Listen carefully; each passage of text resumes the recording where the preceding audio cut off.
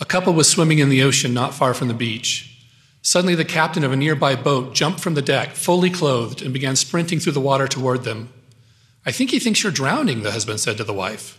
"We're fine," he yelled, waving him off. But the captain kept swimming hard, his eyes focused straight ahead. With powerful strokes, he dove between the stunned couple. He had seen something they had not. Directly behind them, not 10 feet away, their 9-year-old daughter was drowning. Safely above the surface in the arms of the captain, the little girl was finally able to call out to her parents.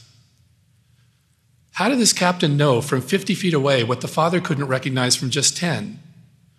Drowning is not the violent, splashing call for help that most people expect. The captain, a former lifeguard, was trained by experts and years of experience to recognize drowning. The father, on the other hand, had learned what drowning looks like from watching television. Until she was safe in the arms of her rescuer, his daughter hadn't made a sound. Drowning is almost always a deceptively quiet event. Television has conditioned us to look for waving, splashing, and yelling. This is rarely seen in real life. Someone who is drowning usually doesn't even have the breath to say, "I'm drowning." Drowning doesn't look like drowning. The good news is that all of us can be, and indeed are called to be, lifeguards. The captain in the story was able to rescue the little girl because he was alert, he knew what to watch for, and he knew how to respond. We can do the same. Each of us has the ability to watch for signs of drowning and lift those who are struggling to safety. Simply responding to the obvious pain of others is not enough.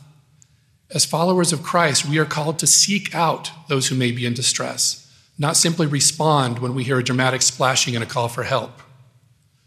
Practicing this proactive empathy requires a willingness to look for pain that might not be readily visible. If we would be lifeguards, we must be mindful and aware of the people around us. There are several things we can do to practice this diligent awareness. First, we can watch for signs. Sister Bonnie H. Corden, Young Women General President, taught that we need to learn to really see those around us. In the parable of the sheep and the goats, Jesus said that those who would be found on his right hand would say, "Lord, when saw we thee an hungered and fed thee, or thirsty and gave thee drink? When saw we thee a stranger and took thee in?"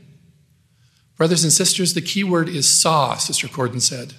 The righteous saw those in need because they were watching and noticing. We too can be a watchful eye to aid and comfort.